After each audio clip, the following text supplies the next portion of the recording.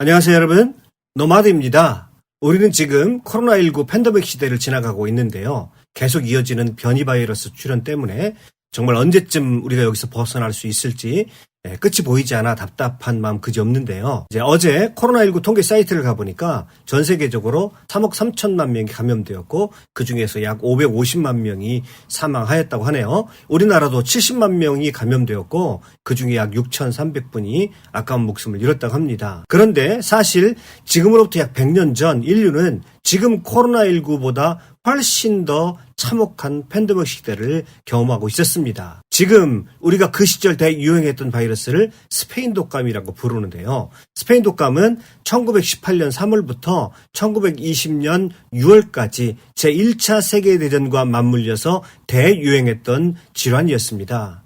제1차 세계대전으로 죽은 사람이 1,500만 명 정도였는데 스페인 독감으로 사망한 사람이 최소 2,100만 명에서 5천만 명 또는 넓게 보면 약 1억 명 정도가 이 질병으로 사망하였다고 하니까 지금보다 훨씬 더 참혹했다고 봐야 할 것입니다. 중세 흑사병으로 2천만 명이나 사망했다고 하니까 흑사병이 100년 동안 죽인 것보다 더 많은 사람이 피해를 받았다 그렇게 말하기도 합니다. 스페인 독감이라고 하니까 스페인에서 시작됐으리라고 그렇게 생각하기 쉬운데요. 사실은 이 스페인 독감의 최초 발생지는 1918년 3월 시카고 부근이었습니다. 미국이었던 거죠. 미군 병영에서 처음으로 발생을 했고요. 군인들의 이동 경로를 따라서 전 세계로 확산되었다고 합니다. 하지만 당시 미국과 유럽은 제1차 세계대전으로 전시 보도 검열이 철저하게 이루어졌기 때문에 군인의 사망 소식이 비밀 정보에 속하는 관계로 언론에서 다룰 수가 없었습니다. 이때 스페인 언론이 여러 나라에서 많은 민간인들이 놀라운 속도로 병들고 죽어간다는 특종을 실었습니다. 그래서 불명예스럽게도 최초의 발생지와는 아무런 관련이 없음에도 불구하고 스페인 독감이라고 이름이 지어졌던 것입니다. 사실 스페인 독감은 우리나라도 몹시 강력하게 스치고 지나갔었습니다. 이른바 1918년 무원년 독감이라고 불렀는데요.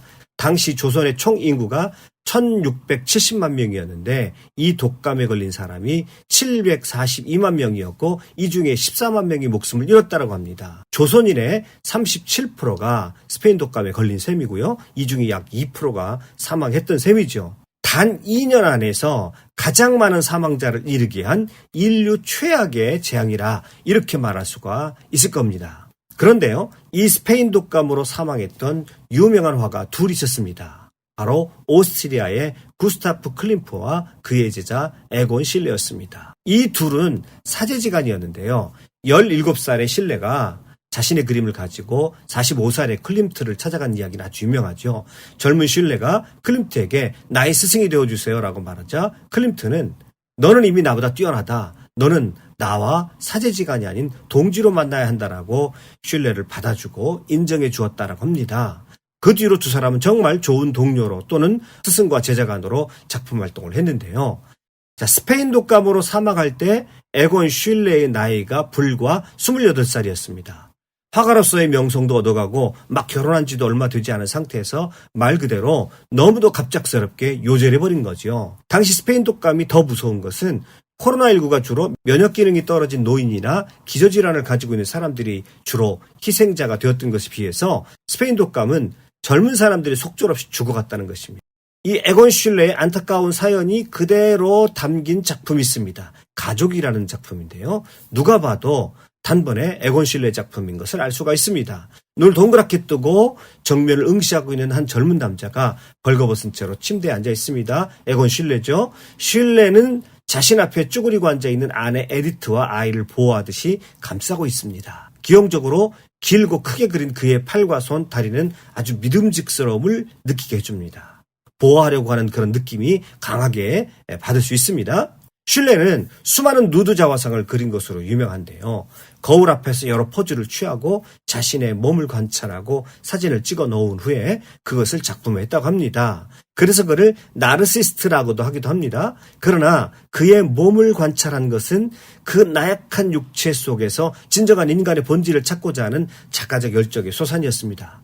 그리고 그렇게 해서 그린 자화상이 자신을 아름답게 이상화시킨 것이 아니라 앙상하게 그려진 그의 몸이 그나마 뒤틀려 있고 잘려 있고 일그러져 있다는 것이 특징입니다.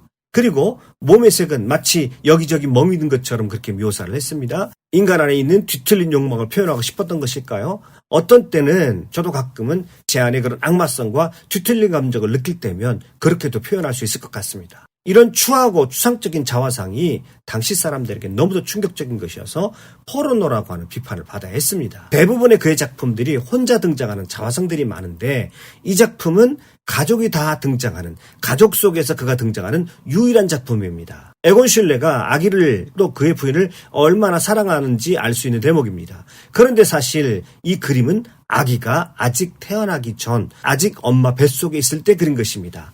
아기가 태어나지도 않았는데 그는 너무도 기뻤습니다. 그래서 에곤 슐레는 그의 조카를 모델로 가족 그림을 완성한 겁니다. 다른 작품 속에서의 자신의 자화상과는 분위기가 좀 다릅니다. 이 작품 속에서 에곤 슐레는 자신의 가족을 돌보겠다는 의지와 책임감 같은 것을 볼 수 있고요. 또 약간의 아련함을 불러일으키는 그런 쓸쓸함 같은 것도 느낄 수 있습니다. 그런데 1918년 이 그림이 완성한 지 얼마 되지 않아서 당시 유럽을 관통한 무시무시한 위력의 스페인 독감에 아내 에디트가 감염되면서 아내 뱃속에 아기까지 함께 죽고 만 겁니다. 그리고 아내를 극진히 가나왔던 슐레 또한 아내가 죽은 지 3일 만에 죽고 맙니다. 그가 정말 원했던 가족의 모습은 끝내 이루어내지 못한 것이죠. 이 작품은 가족을 이루고 지키고자 했던 그의 바람이 이루어지지 못했기 때문에 더욱 안타까운 마음을 자아내게 합니다. 스페인 독감과 또 직접적인 연관이 있는 작가가 또 한 명 있는데요. 바로 노르웨이 화가 그 유명한 에드바르 뭉크입니다. 이 작품의 제목을 보니까 스페인 독감을 앓은 후의 자화상입니다. 여기도 뭉크 특유의 화풍은 누가 봐도 알 수 있죠. 독감에 시달려 극도로 수척해진 모습입니다. 50대 중반의 뭉크는 입을 벌리고 초췌한 모습으로 멍하니 앞을 바라보고 있습니다. 그런데요, 이렇게 입을 벌리고 있는 이 모습 어디서 많이 본 것 같지 않습니까? 바로 이 작품이죠. 절규, 그의 대표작이라고 할 수 있는데요. 자, 이 작품을 보면요, 붉은 하늘과 바닷물의 경계가 모호합니다. 하늘이 갑자기 피처럼 붉은색으로 변하는 느낌입니다. 온 세상이 구불구불 정신없이 섞이고 있는 듯합니다. 그의 심정을 지금 표현하는 것이죠.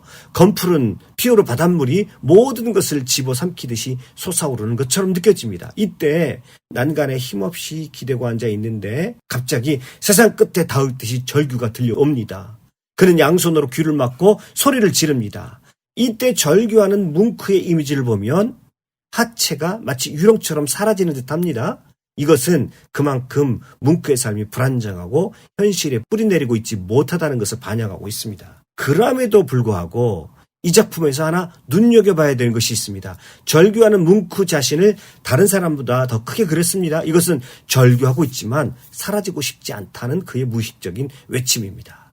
이 작품은 두렵지만, 정말 혼란스럽지만 살아남고 싶다는 자신의 마음을 절규하듯이 토해내고 있다라고 볼 수 있는 것이죠. 이 작품을 그릴 때 뭉크의 나이가 30살이었습니다. 스페인 독감을 앓은 후의 자화상, 이 작품을 그릴 때가 55살 때입니다.